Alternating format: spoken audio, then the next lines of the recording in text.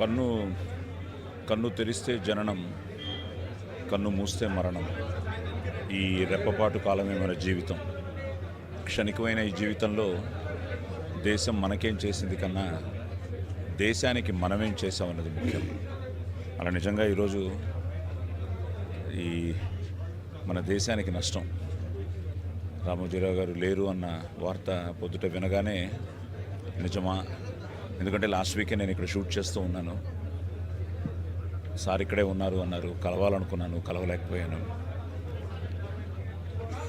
నాన్నగారితో మొదలైన మా అనుబంధం ఆయనతో, నాన్న, నేను, మా ఆది, అలా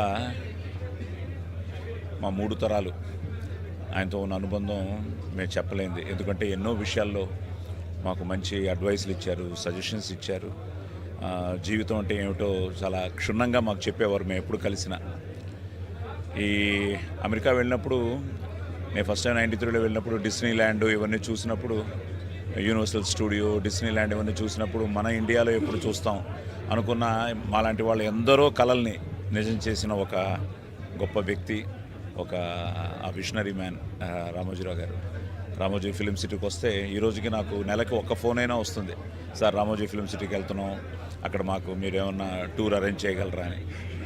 అలాంటి రామోజీరావు గారు, ఎందుకంటే ఒకప్పుడు కోట్ల మందిలో ఆయన సామాన్యుడు. అలాంటిది ఈరోజు అదే కోట్ల మందికి మార్గదర్శకుడు. నా అదృష్టం ఏంటంటే నాన్నగారు ఆయన ఉషా కిరణ్ సినిమాల్లో ఈటీవీలో యాక్ట్ చేయడం, నేను ఈటీవీ సినిమాల్లో చేయడం. నేను ఎంత పేరు తెచ్చుకున్నానో యాక్టర్గా, దానికంటే రెట్టింపు పేరు నాకు వావ్ తీసుకొచ్చింది. ఆ వావ్ ఈటీవీలో one of the best show. ఆయనే నన్ను బ్లెస్ చేశారు. చాలా బాగుంటుందయ్యా నీ షో, చాలా బాగా నడిపిస్తున్నావు, ముఖ్యంగా నీ జనరల్ నాలెడ్జ్ రౌండ్ నాకు కూడా తెలియని ప్రశ్నలు అడుగుతున్నావు అని ఎన్నోసార్లు చెప్పేవారు. సో అలాంటి వావు నిజంగా అటు సోనోపిక్స్కి, జ్ఞాపికకి నేను రుణపడి ఉంటాను, ఈటీవీలో ఆ షో చేయడం. సో అలాగే మా అనుబంధం ఏంటంటే